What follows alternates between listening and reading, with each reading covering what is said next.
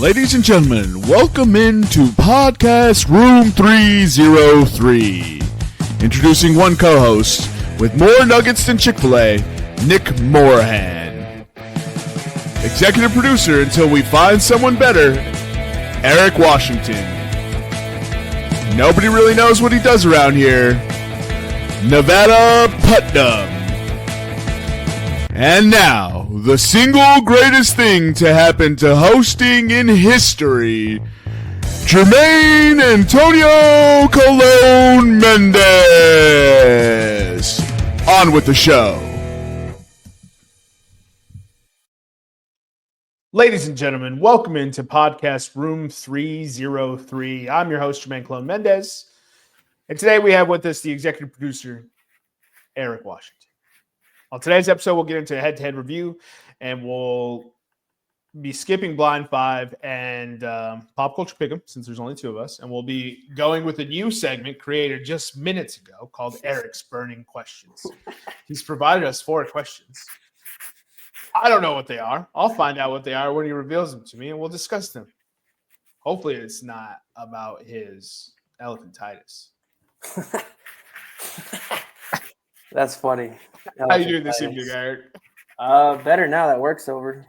You know, just excited to be doing something fun that I actually like doing. So, what's work? I don't know, this thing that we have to do to stay alive or pay bills to stay alive. You know what I mean? I could just fucking.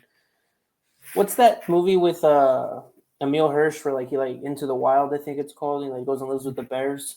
Deuce Bigelow, Male Gigolo. I mean, I can do that too. I don't know if Jesus will like it, but I could do it. Nah. I just want to go live in the wild and feed off the land and forget about technology and corporations in America and all of it, dude. He remember, he doesn't fuck them. He just shows them a good time and makes them feel special. That's true. Just say. Hey, man. Just say. I'm an emotional prostitute, not a sexual one. We may have just invented something, sir. Because in Japan, they actually have places Emotional support prostitutes. Yeah, where you pay an hour and you just cuddle. You just cuddle? You just cuddle. Ugh. I get people like that and need it, but I don't like that much body heat on me. Get off me. You know what I mean? Bro, people love you. It's okay. Relax. People love you. I promise. All right, let's get back to some sports. Are you getting timestamps or am I getting timestamps? We're falling apart as a unit right now. All right, let's rock. To head-to-head, sir. Boom. All right. So last week was week 21. Rough week for the podcast. Jermaine went 0-3. Hell yeah. I'm on a cold streak right now. I think you might have bet the only game last week that Shohei and Aaron didn't hit home runs. Putting him at 25-38, up 21.47 units. Nick, down to the wire. He went 1-2, but he won on the Eugene regional winner for the College World Series. 1-2 on the week, 25-38, up 24.8. Nevada went 1-2 as well, putting him at 27-36, up 30.69 units. Again, that puts him in first place for both units and wins. And then I went 2-1 last week, hitting on my little baseball parlay. The Cubs finally didn't screw me. I went 2-1, 27-36, up 26.85 units. Well, quit betting my team then. Never gonna happen. Fucking ridiculous. Solid week. And then I've only got 2 bets in this week so far. It's been a slow week. I don't know why the hesitation. Usually everybody gets more bets in, but I think everybody wants to see how these first games in the finals and the Stanley Cups go. I'll take Thunder money line. Tonight? You can't do that? Okay, that's like minus 750, dude. What are we talking about? I could do whatever the fuck I want. And if it's minus 750, it's not going to impact anything. All right. Let's go here. What's on your mind, bro? Why are you looking all stressed out? I'm waiting on you. It's your waiting segment. on me. It's my segment. It's Eric's burning questions. I gotta ask him. You're the host, dude. I'm just producing background stuff over here. You're Eric. You're Eric. I'm Eric. Yeah. So That's I can't host a segment called Eric's Burning Questions. All right. So we'll get into it. Minus 455 for OKC money line. Is that what it is, actually? That's crazy. 455. That's disrespectful. They're 10-point favorites in game one. Give me OKC minus 10. My dad called me and was like, Eric, take OKC minus 20 game one. I guarantee it. I was like, no, thank you, Dad. He guarantees it? He guaranteed it. He's like, they'll win by 20 to get first game, and then it'll get better throughout the series. I was like, OKC, what's it? Minus 9.5, minus 10? What is it? I mean, minus 19.5 is plus 284. Look, this is your bet, homie. This isn't my bet. I'm not taking it. But if you want to get froggy, leap, dude. Leap. Give me minus.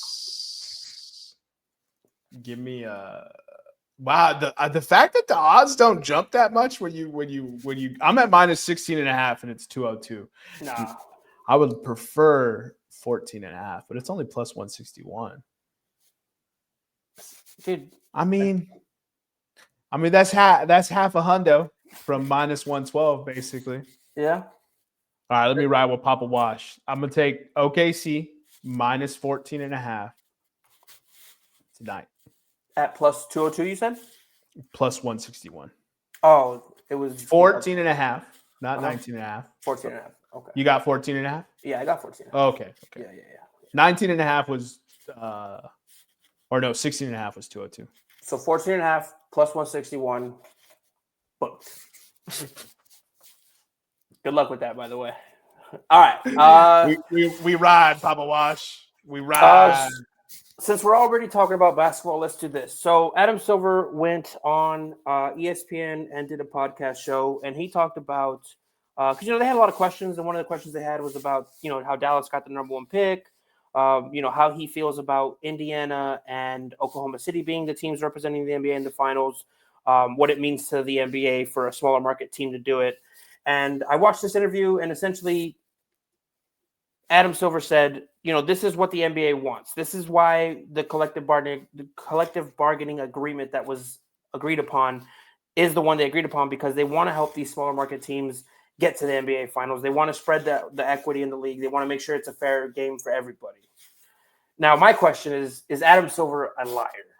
Because everything that he's done leading up to this has been to help build these super teams and cities. And yes, I know the collective bargaining agreement, not him personally, but they rigged the Cooper flag to Dallas thing because they need Luka in LA, because they need LA to be good, because they need that international market, or however you want to break it down.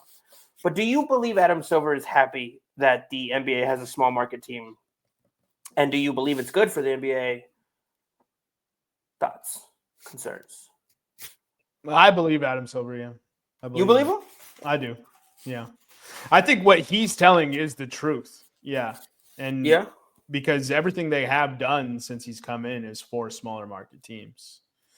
The way they've adjusted travel, they've adjusted the way caps can be spent, they adjusted the way picks can be traded. Yeah. They adjusted the aprons now for collective bargaining, and the Supermax extension was developed to keep stars in places that drafted them, right? I mean, it resulted in some very questionable contracts. Let's say Trae Young. Not that Atlanta is necessarily that small, but it is in basketball relativity. Yeah. And so those things were designed to help, and then the other thing is the luxury tax goes to the teams who don't pay the luxury tax. So for a while there was like 22 teams that were all in the luxury tax. So that money was taken and paid to the 8 teams who weren't in the luxury tax. Nice. So there was only 8 teams, and they got that nice little luxury cut. tax money was divided by 8 teams. Nice. And look, that also speaks to the quality of owner because they're just pocketing money instead, right? And then, Adam Silver can only do so much. At a certain point in time, that's a billionaire. That's a grown man. He can do what he wants. He can run the team how he wants. So accusations aside, because it's just me being a hater, but accusations aside, I feel it's good for the NBA. Right? I think it's good to have representation from markets that don't typically have it. How liberal of you. And these are, don't do that. And they're honestly I did not watch as much basketball this year. Unfortunately, I threw a tantrum because the Sixers are piss poor, so I didn't watch much basketball. But from what I have seen, man, these are two of the most exciting teams in the game. So small market or not, tune in for good basketball this year. I think it's going to be great basketball. Yeah, and first of all, I just want to correct one thing Eric said. Actively throwing said tantrum. Has not come down yet, ladies and gentlemen. It's still the 2024-2025 season, dude. Not until the fat lady sings do I get to reset. So both these teams were in the NBA Cup, the Final Four. Yeah. NBA Cup. I mean, final. Indiana, not so much of being a team that represented the league well all year. I know they slumped at the beginning of the year, but post-January, they're one of the best teams in the league, I think. I mean, I'd have to go, verify, but I feel like they're one of the best teams in the league since January at least, or maybe the All-Star break, depending on, what you want to pick. But so the Indiana Pacers made the NBA Cup last year and lost. Yeah. To the Lakers? Yeah. And the Oklahoma City Thunder made it to the NBA Cup this year and lost. Okay. To Giannis. And so anyways, back to, Adam Silver and his point. We often, as sports fans, conflate national media and broadcast rights with what the National Football League and the National Basketball Association want. Yeah. It's important to understand that, yes, they want Lakers Celtics. I'm not going to sit here and say Adam Silver does not want Lakers Celtics. But when he sits here and he tells you that he loves the fact that Oklahoma City and Indiana are there, he's telling the truth 100% because the NBA already signed a contract. Yeah. They've already signed the contract. So that media rights deal is guaranteed to them to be paid out every year. They expect $250 million. Yeah. Or it might be more than that. I don't know how big I forgot how big these contracts were. But every year they're guaranteed this from ESPN, from Turner, from NBC, from Amazon, from all these companies. And it doesn't matter the ratings of the product. The ratings matter when it's time for contractual agreements to come, negotiations to happen again. You want your ratings good. But if you have a Pacers Thunder and people don't tune in because of those small teams, yeah, NBA was still paid. Just for clarification, the most recent TV deal that the NBA signed with Disney, NBC, Amazon Prime, $76 billion for 11 years. For 11 years, right? So that's 6 point. So I don't know how you get 76 and then divided by 11, but it's 6.9 billion per season in annual revenue for the NBA from TV rights alone. So 76 billion divided by 11. That doesn't add up to 6.9, does it? No, not even close. It does. Yeah. Oh, it does? Yeah. So 7 times 11 is 77. Yeah, you're right. Yeah, you're right.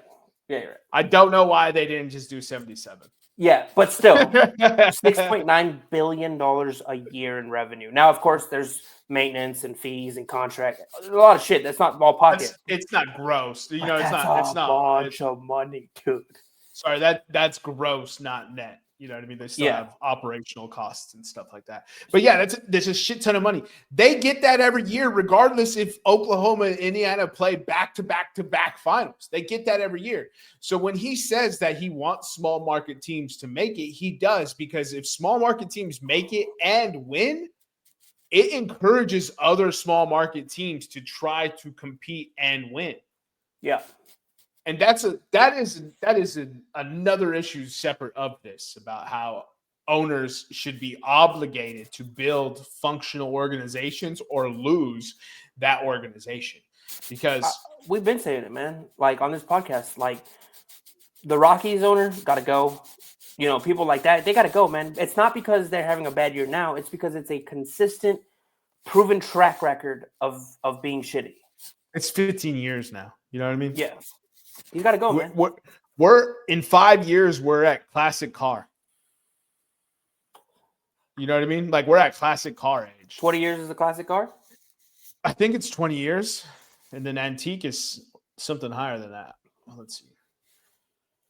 How old does a car have to be considered a classic? The only thing I'll say to that is maybe you want every so often major markets because you want to have something to stand on when you go into your negotiations for the next TV rights contract. So yes, I hear you, but he wants viewership. But this, you could get a lot of viewership. I'm not saying he doesn't. You know, that's like, of course he wants Lakers, Celtics, dog. Like, Adam Silver ain't no dummy. I mean, think about it. The last contract they did was a 9-year deal for $23.4 billion at $2.6 billion annually. So if it went up to $76 billion and $9.6 annually, what does the next one look like? $150 billion? Yeah, and us regular people are priced out of those seats in those games. Yeah, that's crazy, man. It's the world we live in. You know, can't even say capitalism because the NBA and NFL are socialists. Yeah, we'll take everybody's money. Yeah, the way they distribute wealth amongst each other, right? Yeah. They put it all into a pot and then distribute it amongst each other. That's how those payouts happen. So it's like the rich are getting rich, dude. You know what I mean? It's very socialist in a capitalist society, which is very, very hysterical. It's very contradictory because you know how some of those gentlemen think. Yeah, Robert Kraft. Elitist is definitely the word you would use for that. But now, don't get me wrong. Adam Silver wants the ratings, but when he's sitting there telling you he wants that, like, he is also about that. Like, in my opinion, viewing it from that prism, because he already got the money. Yeah, that's true. Y'all already paid me, motherfuckers. Yeah. You worry about your ratings. You better get people to watch. Y'all better start putting some billboards up or something. Y'all need to send some more money. I was like, y'all fucked up. Y'all should have thought of some advertising budget. That's hilarious. But anyway, I think if you're listening to this, if you're watching this, it is June 5th. It is this game 1 of the NBA Finals. Tune in. Top offense, top defense for the Thunder, a top 5 offense and a top 5 defense for the Pacers. A lot of young, talented players. Tune in. This is Adam. I think this could be Adam. If this was New York, Boston with these rosters, this would be Adam Silver's wet dream.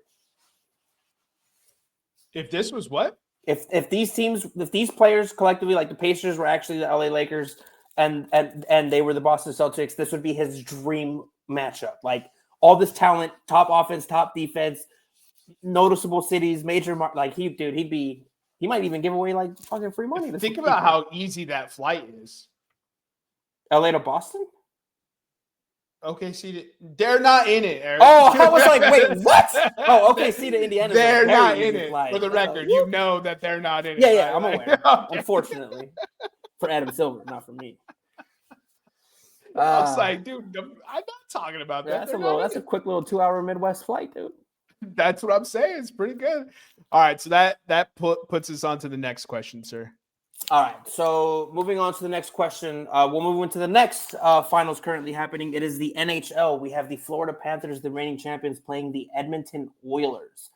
Jermaine, correct me if I'm wrong here, but I believe the last time a Canadian team won the Cup was 1991. That sounds correct. All right. So that means I was born in 1991. So that means we're 33 years without a Canadian Stanley Cup winner. Ladies and gentlemen, we have Edmonton up 1-0 on the Florida Panthers. Could this be the year? 93, brother. Sorry. 93? So 31 years without a championship. Also, a classic is 20 years or more. A classic car is 20 years or more? Okay, cool. But with that being said, Edmonton is up 1-0 on the Florida Panthers. It's looking good. It was a 4-3 win in overtime. Last year they went 7. This year could get 7 again. But the burning question is, if Canada wins the Stanley Cup, is this the death of America? No. Hey, man, the Canadian Prime Minister's saying shit, dude. He's talking reckless. I can't imagine if they win, he's not going to get all egotistical and his balls are going to fill up. Dog, they lost for 31 years. Hey, man, winning changes people. Just ask Philly fans. Oh, that is accurate. Yes. But all I'm saying is like, y'all lost for 31 years. Statistically, y'all were due. Yeah. You're due. I just think it's crazy that it's been 30 plus years. It's crazy because all I ever hear is hockey's Canadians love hockey. It's their sport, blah, blah, blah. Y'all motherfuckers can't even win.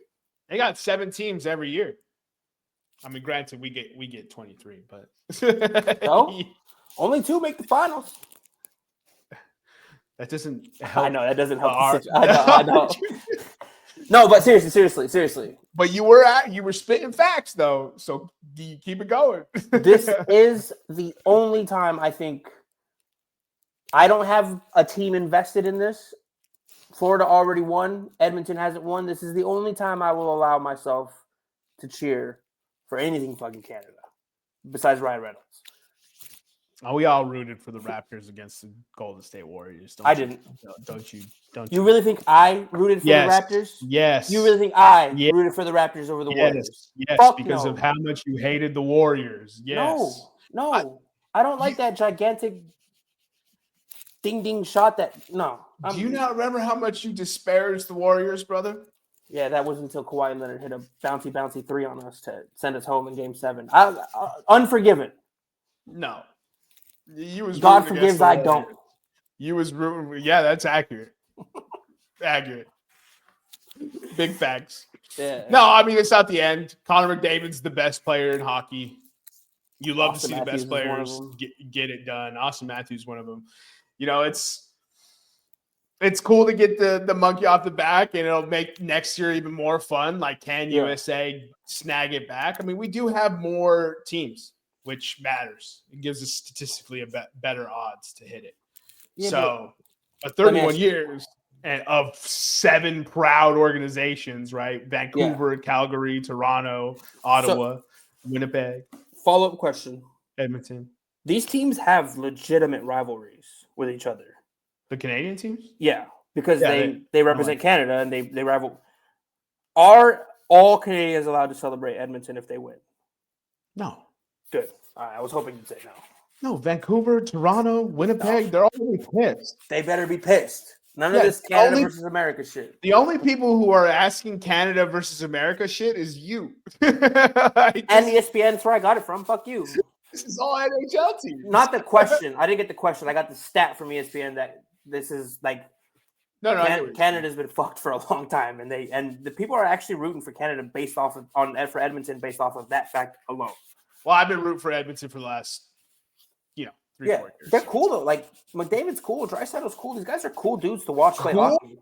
Cool. You need to put some more respect on those men. Those are bad motherfuckers, bro. Yeah, they some bad dudes, bro. I've never seen what Connor McDavid does on ice. I don't think I not all of it. Obviously, some people have done. McJesus?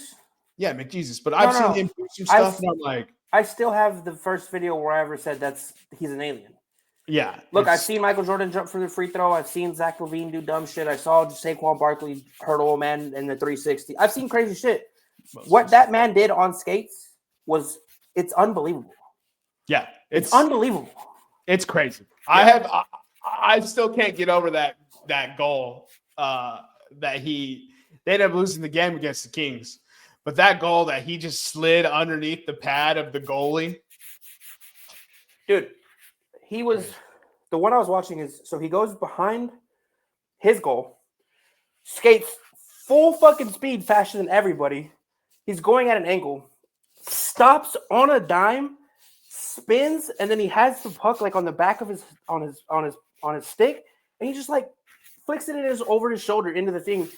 that the flipping it over the shoulder is cool, but it's how fast he stopped and spun in the other direction on ice. It made no sense. It's what we call in the biz special. It defies physics, bro. You can't be moving this fast and then be going the other way that fast. Like so there has true. to I've be seen him do it.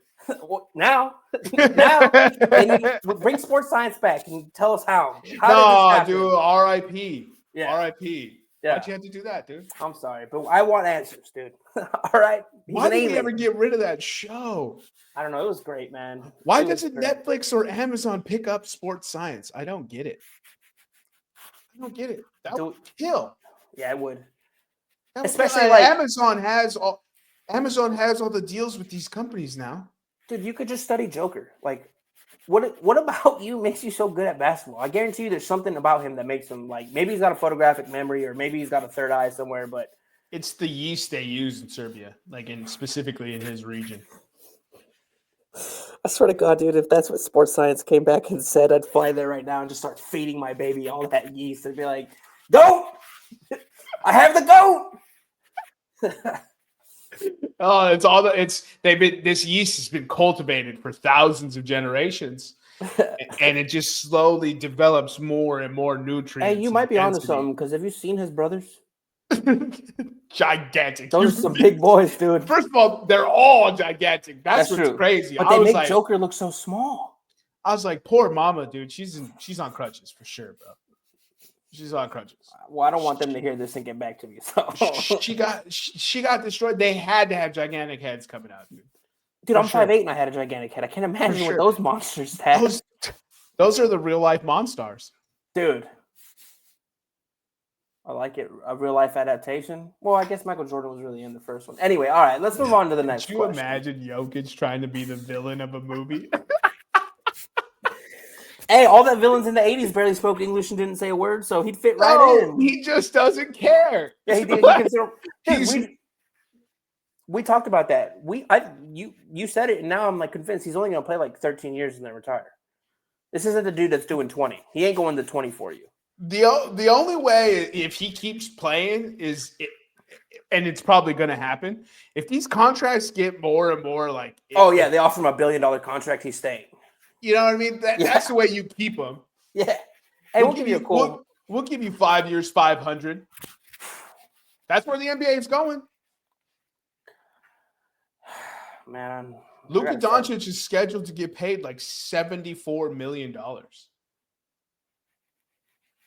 That should be a burning question. When is too much? When is it? When is enough?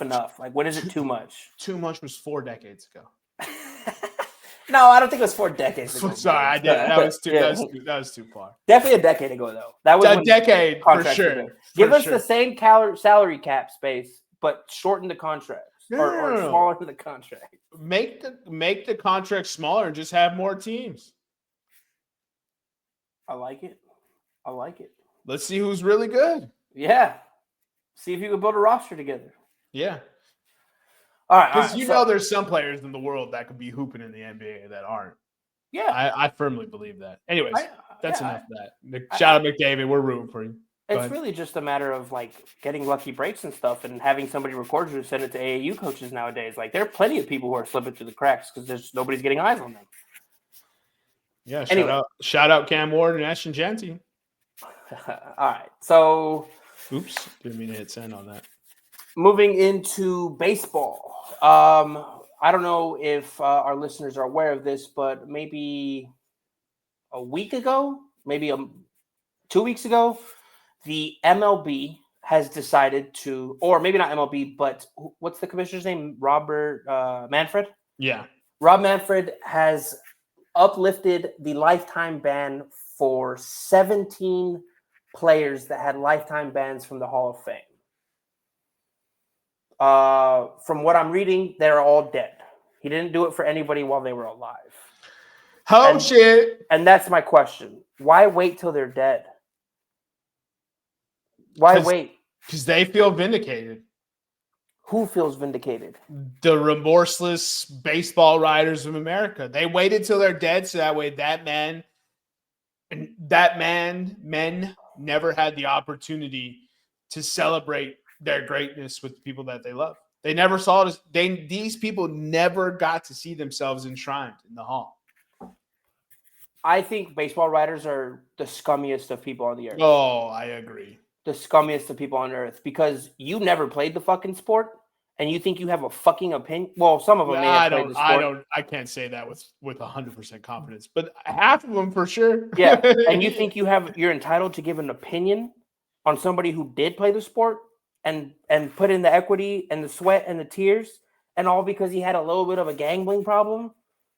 Come on, man. I mean, just because he didn't have a fucking Asian fall guy doesn't mean he should be banned from the Hall of Fame forever. Fucking Shohei. Are we gonna ban Shohei? Hopefully. Yeah, hopefully. But no. While he's active, let's get him out of here. Yeah. Send his ass back. Send him back. He's too good. Send him with a bomb. No, y'all can have him. He's too good. With the bomb. What the fuck, Eric? I didn't think you were gonna catch that one. Oh, I catch everything. This is 3.0, baby. I'm the opposite of Drax. Nothing goes over my head. I'm too quick. Dude, one of the best characters in the Marvel world. R.I.P. He's done. Shout out to Batista. We'll never see him again. Nah, they'll offer him a big enough paycheck. He'll come back. They gave Robert Downey Jr. a $79 million plane to come back and play Doom that he can use whenever he wants. And I know Batista is not RDJ, but the money's there, and if they want Batista back, they'll get him back. I would have said no. I'm not flying on anything less than 80. Imagine, dude, like this fucking guy. All right. Do you want to go through these names? Obviously, the biggest name that came off the list. I'm curious. I just want to see how many I know and how relevant every single person is. I'm gonna go ahead and take the over/under as you know one.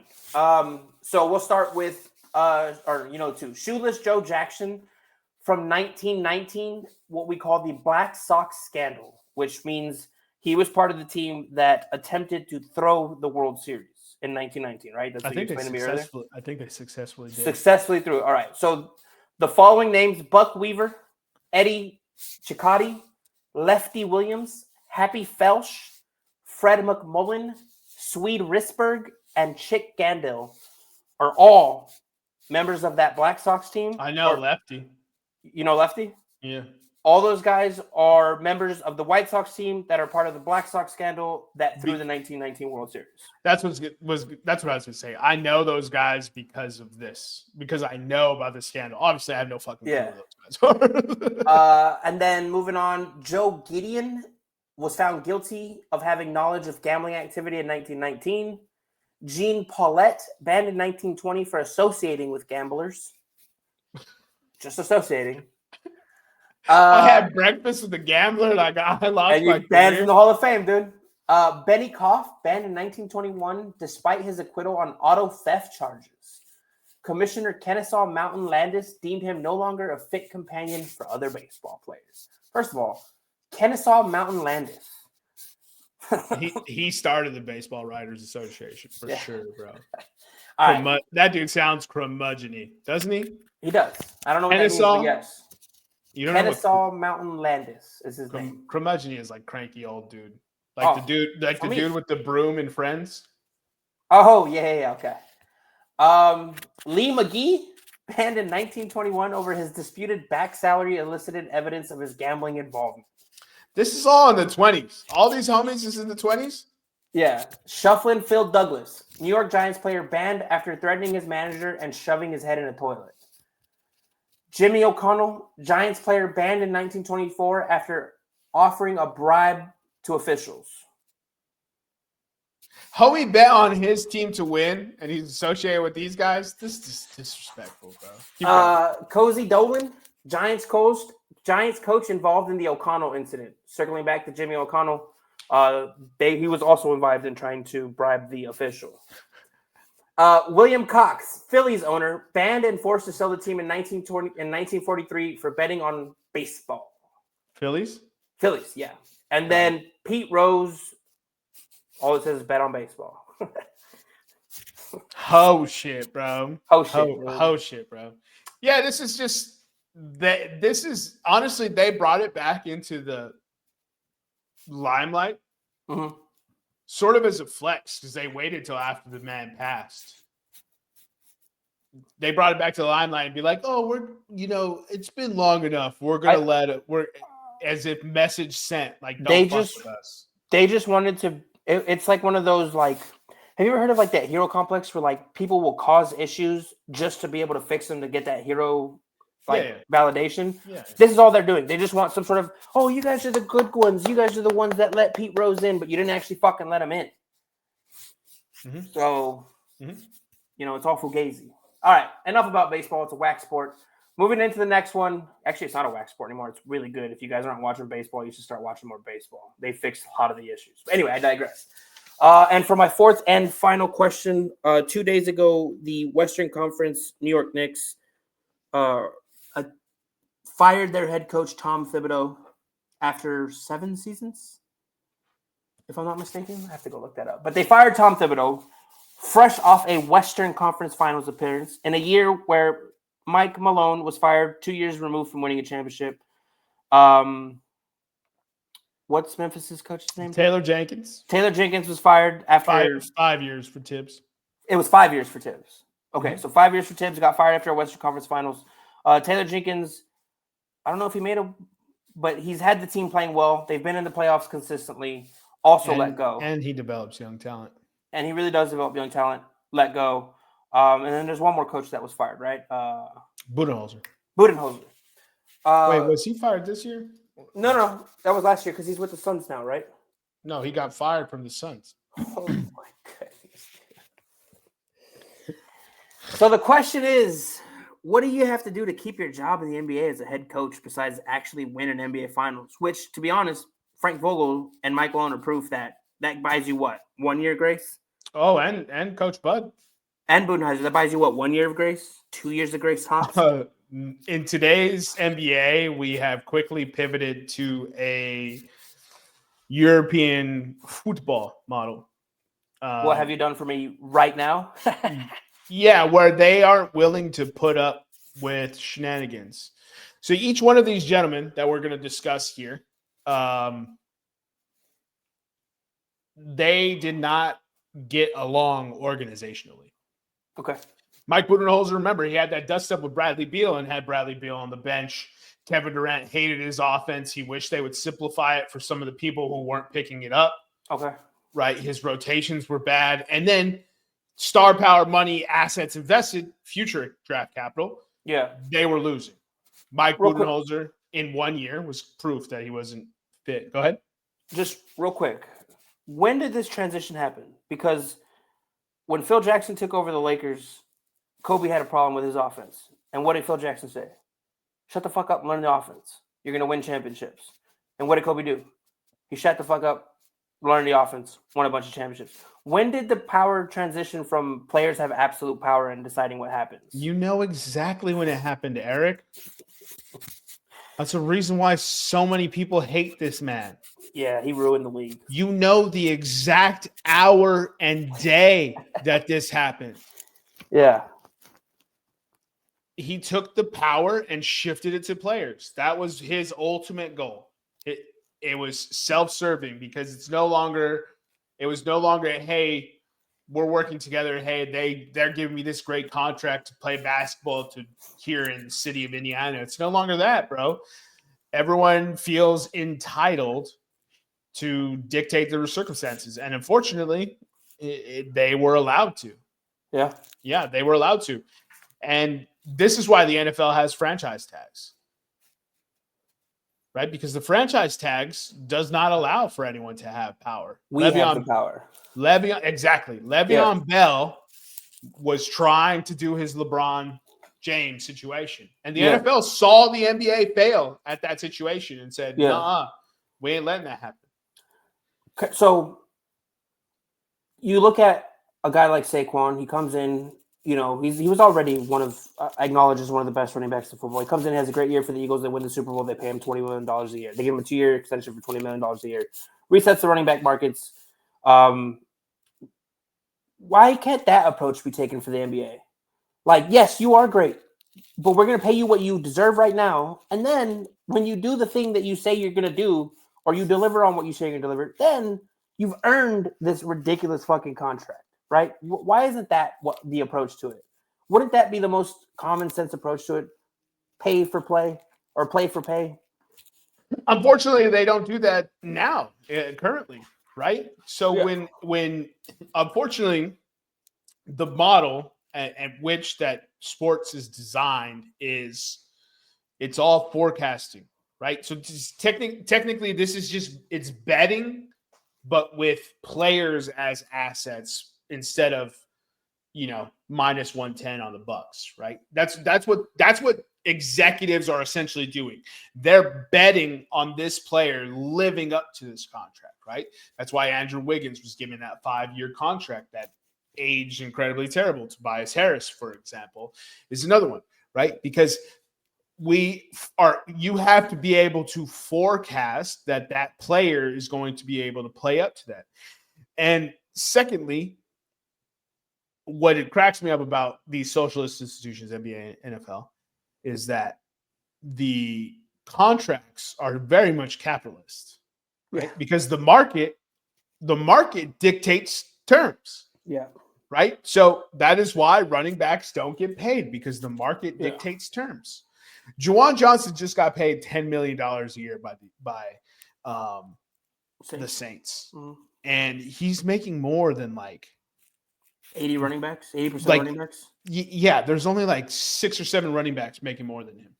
Some of the best running backs in football aren't making more than him. Yeah. Right? And he's a tight end. Brock Purdy just reset the market again after the Cowboys and Dak Prescott reset the market, and everyone realized that's stupidity. We can't live that way. Yeah. Right?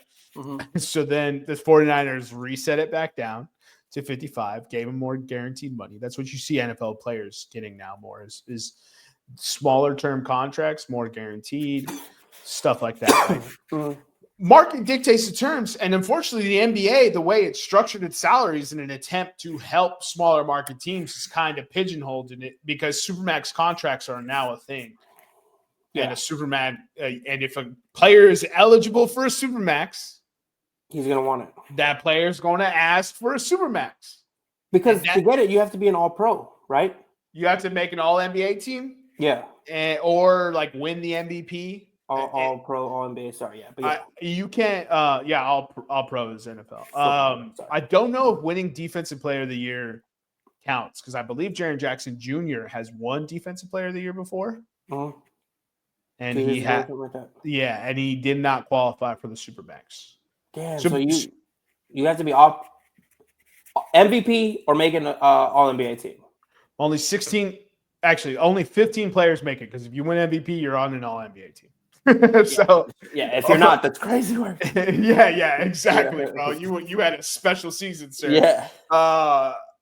And so 15, that's all it is. Every year you get 15, and then you gotta factor in the ones who've already made it.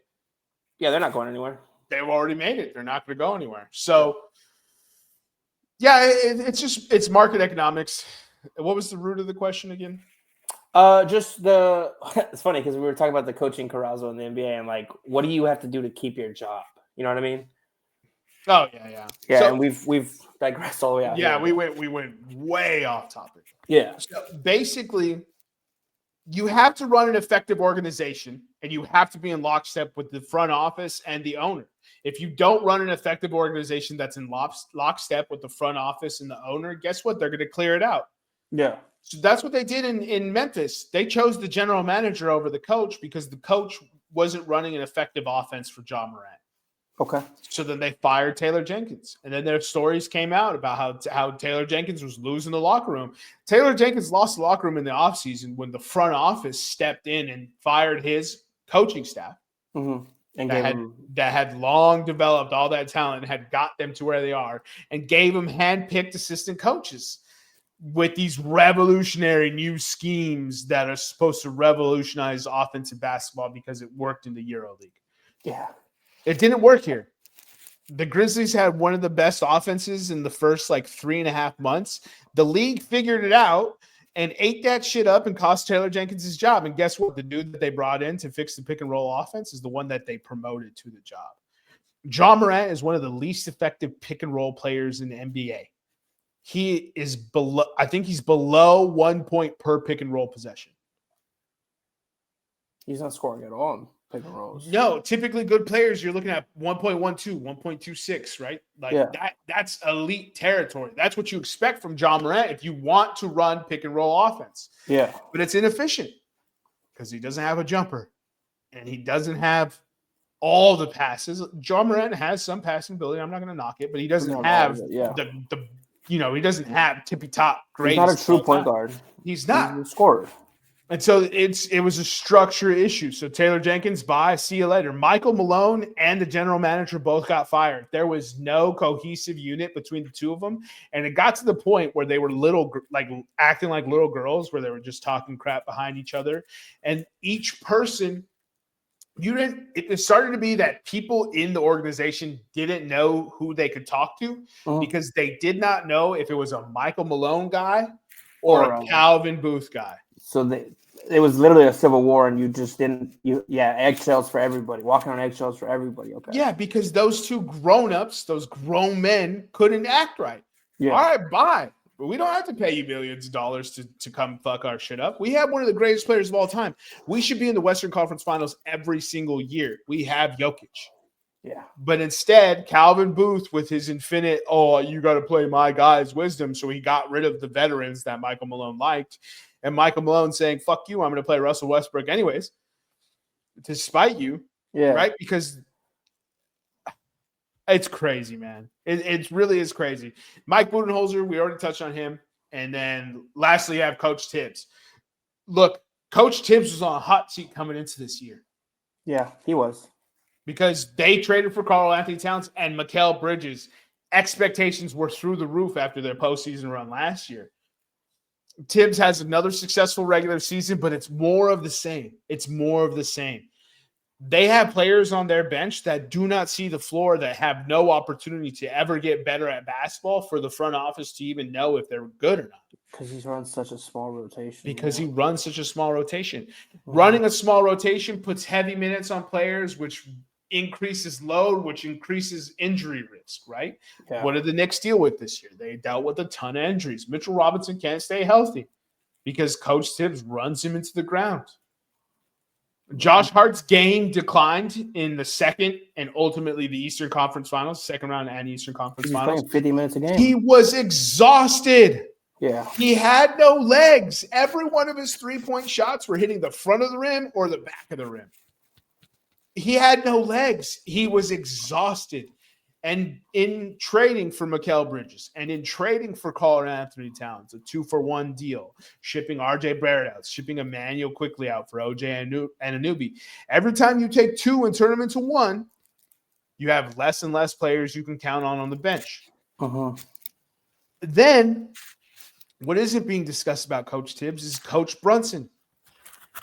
Yeah. Coach Brunson apparently rubs a fuck ton of players wrong on that team because he's way too involved. And why is he way too involved? Because his son's a star. Because he orchestrated the coup of the century. Yeah. Homie, he knew, there was tampering. Yeah. Again, big market gets away with it. There was tampering, but you can't punish that one because it's his father. What's he supposed to do? Not talk to his father? Yeah. How do you regulate that, Eric? Don't talk about basketball. How do you regulate that, Eric? Third party monitoring, dude. At all times? At all times, every phone call. That's an invasion of privacy. He's there with you at Thanksgiving. He's there with you at Christmas. Damn well you don't believe that. No, damn well. You crazy on that one. Yeah. Third party monitoring, Thanksgiving and Christmas and everything. You got some homie in the house for the dinner. Meatloaf. For me and the monitor. Sir, we don't know your name. The minute he hears basketball, he's like, huh? Like, what y'all talking about? What y'all talking about over there, huh? Yeah, and look, man. That one, there is nothing you can do. There's nothing you could do on that one. The NBA, you just have to take it. Like, you can't really know. And also the Mavericks. Here's the thing. The Mavericks stay fucking up because they didn't pay Jalen Brunson either. And then they traded Luka for a bag of Skittles.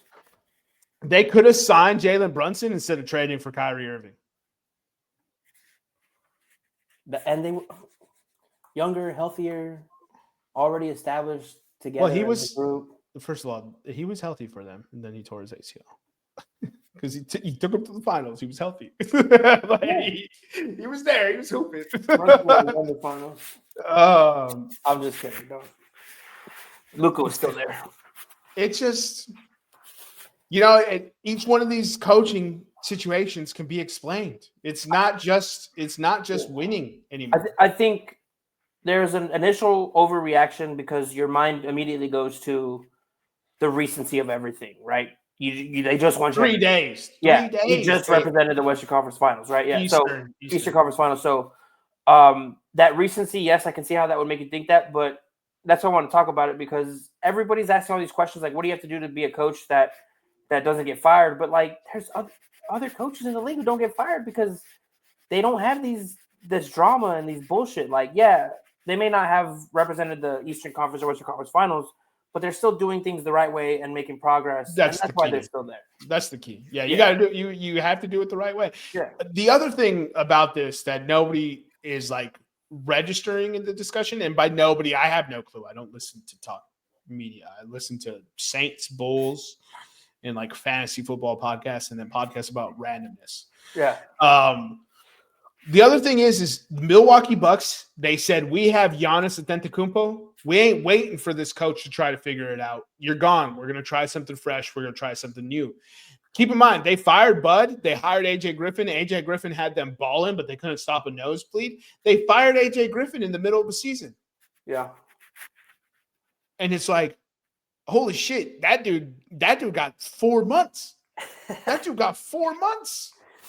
Right? Because they have Giannis, and they know if they don't win now with Giannis, guess what? We're the Milwaukee Bucks. Giannis is going to want to go play for LA or play for New York or play for Philadelphia, exactly how you said, right?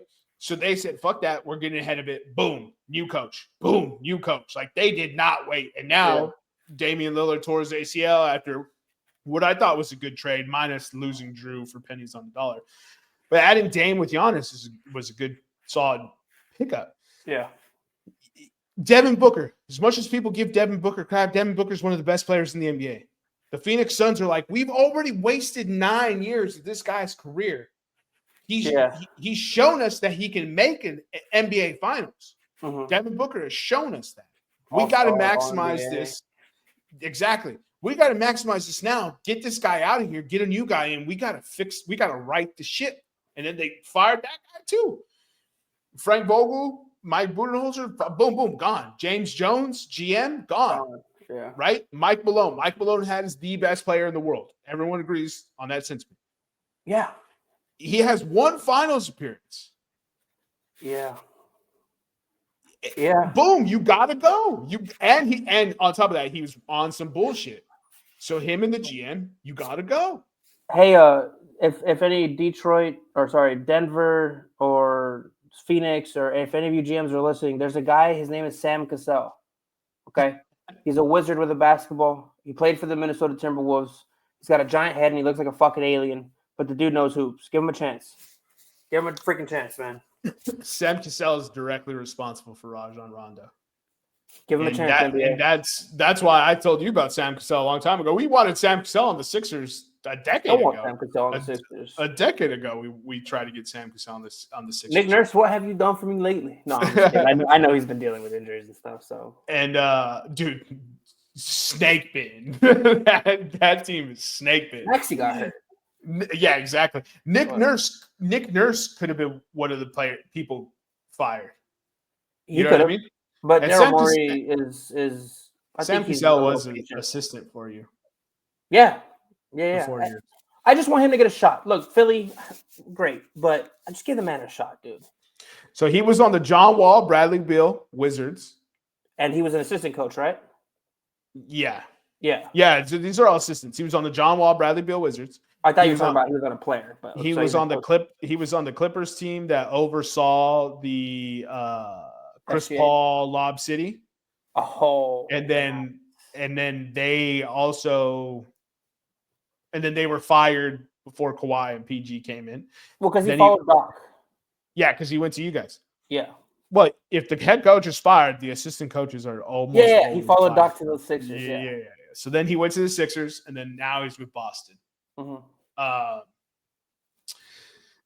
Yeah, but basically that's what it is, man.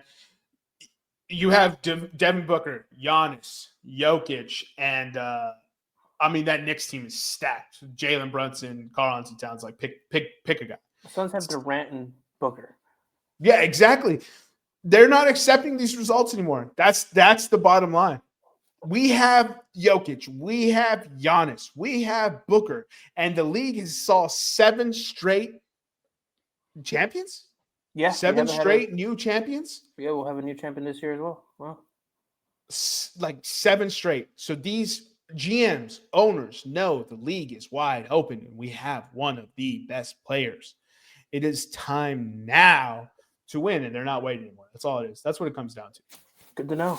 Well, good for them. Give Sam Cassell a shot. Well, not Denver, because they hired did they make that official? They hired David Adelman. They made it official? Yeah. David Adelman's in Denver. They basically hired him on like a week after. Coaching legacy, yep. Which makes sense. Like Rick Adelman, nepotism. These organizations, NBA, NFL, all run on nepotism. That's why you keep seeing these tight ends get drafted, even though they're not good. You talking about Mason Taylor? No, Thaddeus Moss. Oh, but actually, I think Thaddeus Moss might have been undrafted.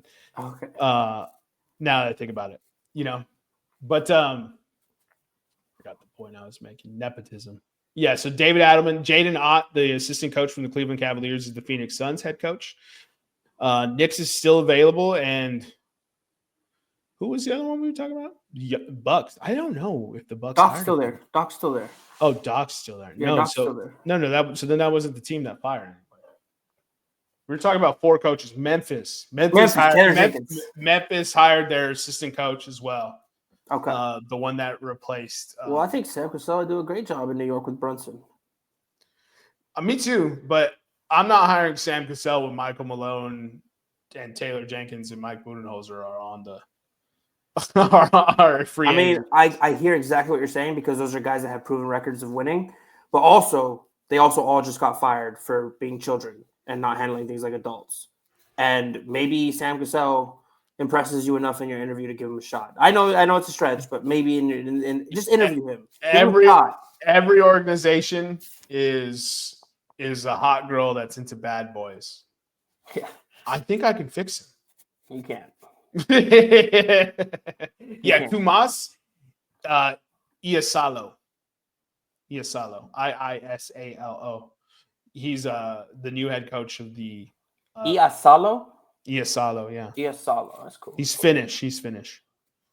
Ooh. And so he's was when he was in Paris, he was responsible for like helping revolutionize the offense of the team. Okay, well, we'll see. So record time, he won the Euro Coach of the Year. Here we go. This is what I was looking for. 2024 Euro Coach of the Year, leading Paris to the 2024 Euro Cup Finals with a record-tying 20 wins and only 1 loss, with the highest team average 98.4 points per game in the Euro Cup history. You got to know your assistant coaches, brother. Those are the next coaches in the NBA. Just letting you know. Yeah, they fucked it. It's over. Crazy. You see, one of our buddies is complaining that Doris Burke and Richard Jefferson are commentating the NBA Finals. It's like, that's who ESPN has. Like, what are you mad at them for using the people that they hired to do the job? Like, you may not like them, but that's who works for them. So what do you want them to do? Nah, that's regular season commentating, dog. And ESPN already said Doris isn't coming back next year, so let her have this last go at the finals. Let her have it, man. Like, she's fucking dope. They got rid of Doris? Yeah, Doris is they're not renewing her contract. Shit. Yeah, I just got the update. She's not bad, but she isn't great. She's not great, but dude, like, I don't know. There's a special place in my heart for all the ladies that talked hoops when we were growing up. No, I love DB. Yeah. But what I'm basically trying to get at is like she's good, but you could definitely find a better color commentator. Like Taylor Rooks is dope. Taylor Rooks is really good. As a color commentator? I don't know about that. You're right. Yeah. It's a different ballgame, huh? Don't get it wrong. Doris Burke is still dope, but color commentating is special. Yeah. It's not easy. Yeah. It's not easy at all. That's why we give John Madden so much shit, because he talks so simple, but he talks simple to explain the game to America. I feel like that's the part people miss. Like, you're making fun of the guy for doing what he was told to do. Explain the game for people that don't watch the game regularly. Yeah, but he was also like, sometimes at the end of the game, it just comes down to who scores the most points. That's football 101, baby. I was like, yeah, I think everyone knows how to win a game. That's sports 101, baby. Bro, that's basically everything. Beer pong, cornhole, I mean, you just talk about games, bro. Spades, dominoes, hand and foot. Well, speaking of spades, pinball. We got to get some summer spades going. Bro, we should start a Spades League? Spades League? Spades League, $10,000 buy-in? We know 0 spades players in San Diego currently, but we're starting a league? I'll put a Craigslist ad up. Whoa. Hold up. Wait a minute. Anyways, that's all we got for you, ladies and gentlemen. Thank you for joining us. As always, bet as your heart content. I will tell you who wins the next 5 games of the NBA Finals. Thunder, Pacers, Thunder. Bet accordingly. Bet how you want. Shout it out. You got anything else from Eric? Go Birds. God, Jesus. Just kidding. Follow us on Instagram, X, and YouTube at Podcast Room303. Follow our sister pod, Revenge of the Pod, on all things socials, wherever you get your podcast. They just recently released 2 episodes. Man, I think that's all we got. For myself, Jermaine Clemendis, for my executive producer, Eric Washington. We'll see you next time when you come on down and step into the room.